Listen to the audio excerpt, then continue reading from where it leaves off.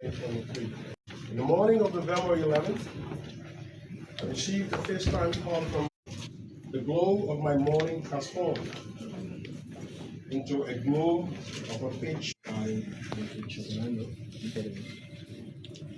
the midst of the 5-word paragraph, the 3 individuals and their families were both summarily accused and rendered guilty without any due process of law. Their respective maritime reputations summarily impaired by dint of misinformation and false allegations given to the powerful country. The allegation and verdict reads thus: pursuant to Section 7031C of the Department of State Foreign Operations and Related Programs Appropriations Act 2023, the United States hereby publicly designate Tweh, and Tweh for their involvement in significant corruption by abusing their public positions through soliciting, accepting, and offering bribes to manipulate legislative processes and public funding, including legislative reporting and mining sector activity. As part of this action, the immediate family members are also designated, including their spouses, Delisha Tweh, Abigail Che, and Victoria Brown Tweh, and Tweh and Tweh's minor children.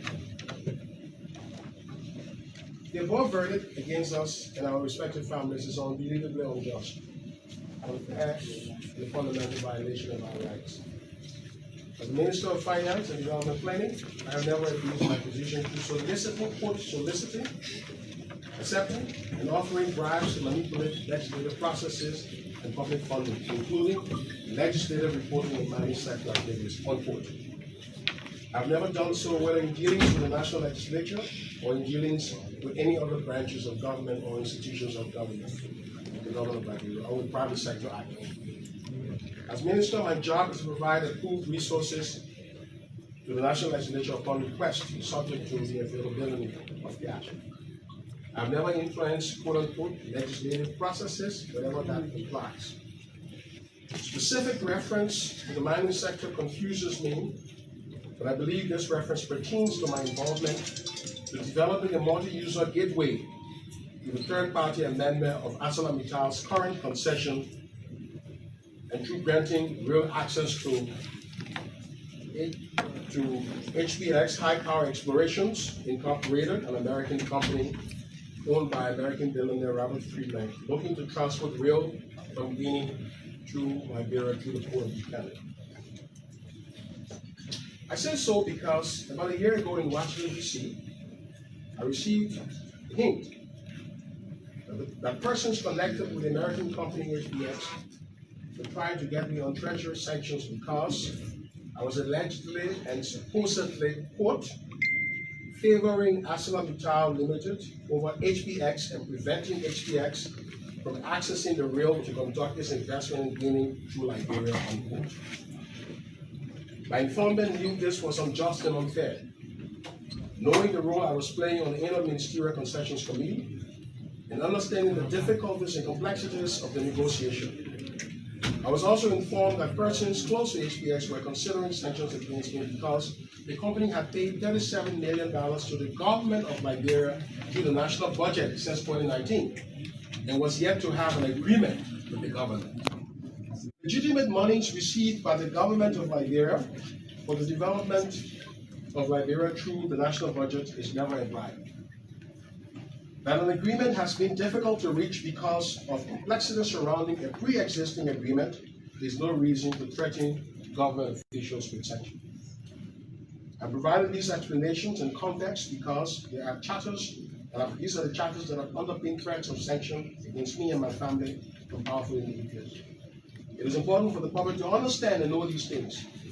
We have not discussed them publicly as a government, but now we have to discuss them under the current sanctions. I was advised that to avoid sanctions, I should withdraw my support for ArcelorMittal Third Amendment until after the election.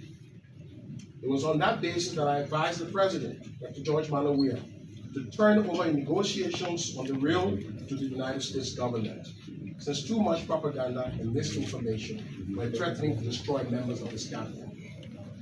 The President obliged, and the Americans for a brief moment tried to bring both HPX and ArcelorMittal together to reach some understanding on the multi-user rail system.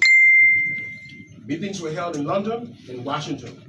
Unfortunately, these meetings did not achieve anything, and Americans withdrew and turned negotiations back to the government of Liberia. The truth of the matter is that ArcelorMittal has an agreement with the government of Liberia signed by the uniparty government that gives Mittal the right to use the Limba rail to be the operator of this rail. In the government's vision to develop a multi-rail system, we have tried to have ArcelorMittal relinquish operatorship of the rail to an independent third-party rail operator for purposes of fairness and equity. Mittal has not been open to this position, and we have been at a deadlock for more than 3 years.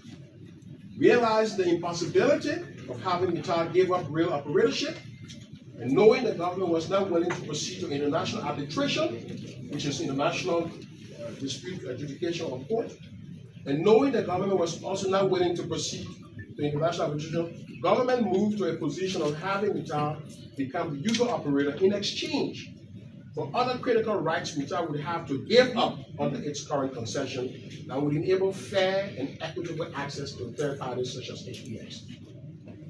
That would have enabled us to reach a compromise. Unfortunately, HPX does not seem open to such a compromise and has insisted that Mittal abandons the rail operatorship.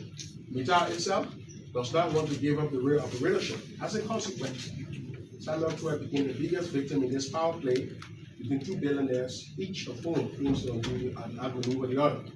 This is fundamentally unfair to me. It requires correction by the U.S. authorities. A few months prior to the 2023 elections, the IMCC paid a visit to the Port of Buchanan. Prior to this visit, we have taken the position to press ArcelorMittal harder to share the current facilities at the Port of Buchanan with HPX to accept small shipments about 1 to 2 metric tons of ore through Guinea, preferably from HPX. Since under the current concession, Mittal is obliged to share in both rail and port. I narrated all of these positionings and repositionings to Americans to prove that neither I nor other members of the government of Liberia were biased toward one investor against the other, but that we were bent on finding a practical solution to a very complex problem. Given legal concession rights ArcelorMittal has under the current concession, forcing them out of operations of the rail would require litigation through courts or the armed forces of Liberia bursting through their premises, violating international law. Since the government did not prefer any of these two options, we only concede to Mittal's operations in exchange for other rights of third-party companies like HPX. However, these explanations still evidently did not impress some higher-ups in Washington, who have continued to use African intelligence in propaganda media outreach to rain attacks against the government of the CDC. The headline of African intelligence articles published on September 29, 2023 reads, quote, John Tweh irks Washington and Robert Friedland. Robert Friedland is the billionaire owner of HPX, with mine transfers to ArcelorMittal. Several such false stories have been planted internationally and locally. As we leave government, we have left copious transition notes to guide the new administration on these complex and difficult issues. The latest thinking is to find a way for HPX to share the Port of Buchanan, for ArcelorMittal to share the Port of Buchanan with HPX, since it may take too long for HPX or other third parties to develop separate berth capacities at the Buchanan Port. We wish the new administration lock in these negotiations and look forward to Liberia having fair and equitable multi-user rail system. I have related the above factual pieces of information to show that publicly available information on which individuals have been sanctioned or have been placed on visa restrictions are not reliable to use to destroy the lives of decent characters who have worked years to earn and build their reputation. This architecture of this information has been deployed to undo the CDC and powerfully connected persons. These public designations, without any due process, without any investigation to which those who are accused are involved, where they have the chance to dispel rumors and counter misrepresentations or misinformation, do not represent the values and norms of the democratic, free-loving America I have admired since my youth. I will argue here publicly that these outcomes do not represent the stated foreign policy objectives as conceived and understood by Secretary of State Tony Anthony Blinken, Secretary of the Treasury Janet Yellen, and by President Joseph R. Biden. Though these outcomes are the work of powerfully placed officials or bureaucrats within the U.S. government who have deep connections and relations here in Liberia and who are sworn to and are committed to weakening the CDC.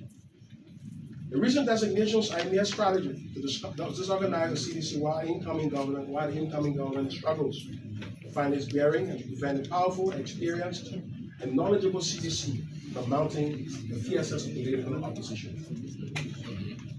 I will also observe that this is a fundamental unfairness to the conduct of foreign policy in the country and against the government that has shown nothing but commitment to the stated foreign policy objectives and interests of the United States. President Weah has advised his cabinet foreign policy considerations impinging on American interests.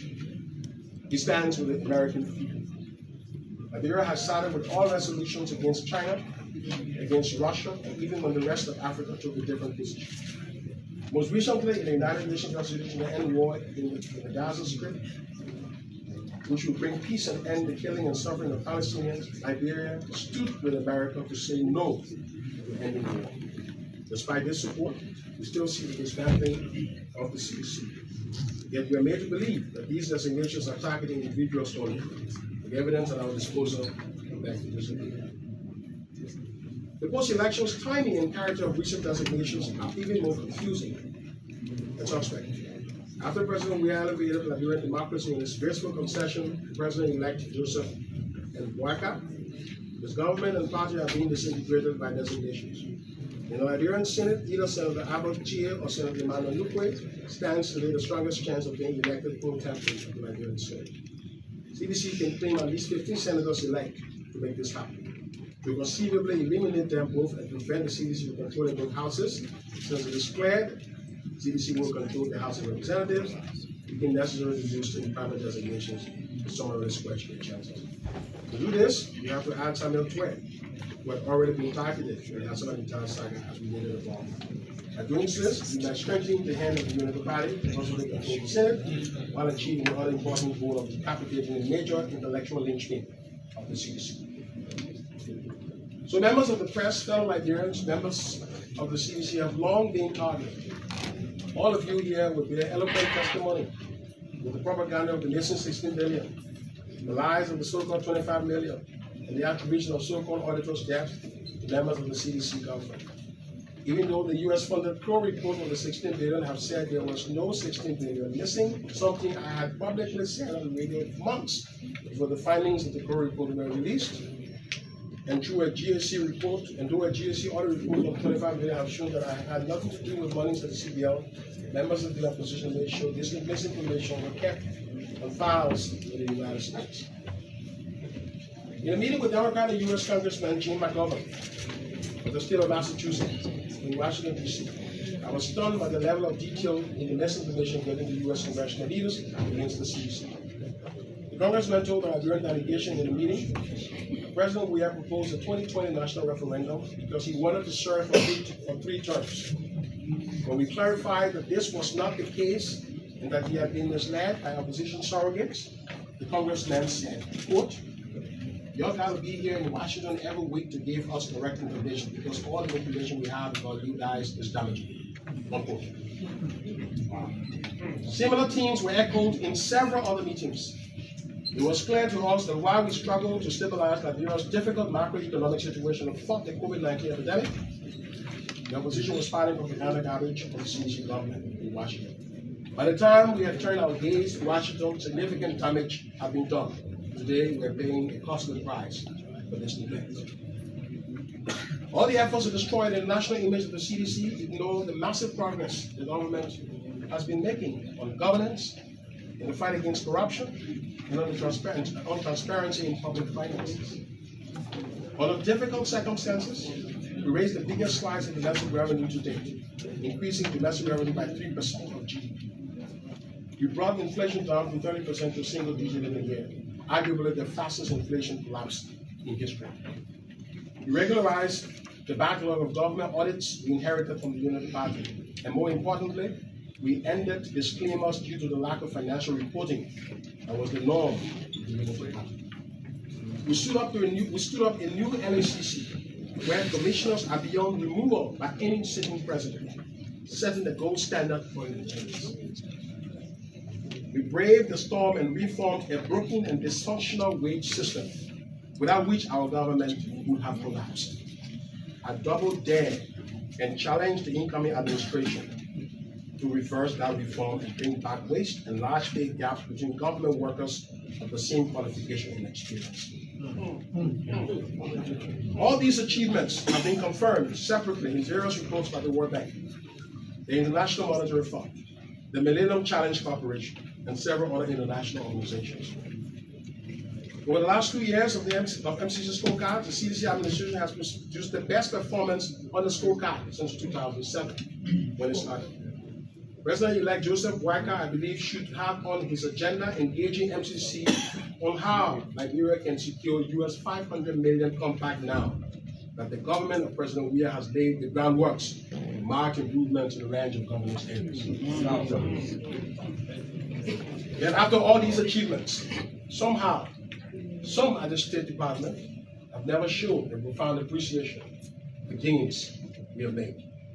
Last ambassador sent here, Mr. Michael McCarthy, became an effective opposition to the government of President Weah.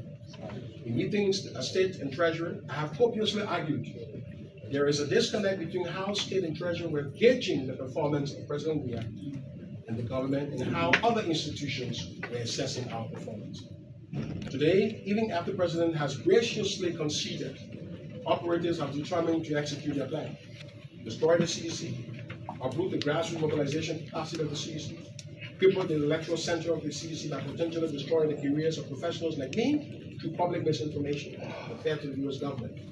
None of these things was done to officials of the Union Department, whose Auditor General John Malu II once said, and I quote, Ellen Johnson Sirleaf and Joseph Boakai's Union Department government is 3 times more corrupt than the government of President Charles Taylor. Sometimes in life, we have to face the dilemmas and the challenges of fundamental unfairness. These add to the strength of our character and to our resolve. No matter what, as we as respected persons and as political institutions, job the CDC will and must prevail. As a father and a husband, I will fight injustice meted out to me and my family, irrespective of the might of the power of the individual or of the country inflicting that power. 12. Let's discuss the age of social media where information moves faster to impact or to destroy. There is a role in the American value regime for corrective justice. In 1963, President John F. Kennedy's luminous inaugural lit the flame of the moral arc of American global leadership that had been exercised since the dawn of the 20th century. Kennedy said, and I quote, "To those people in the huts and villages of half the globe struggling to break the bounds of mass misery, we pledge our best efforts to help them help themselves for whatever period is required, not because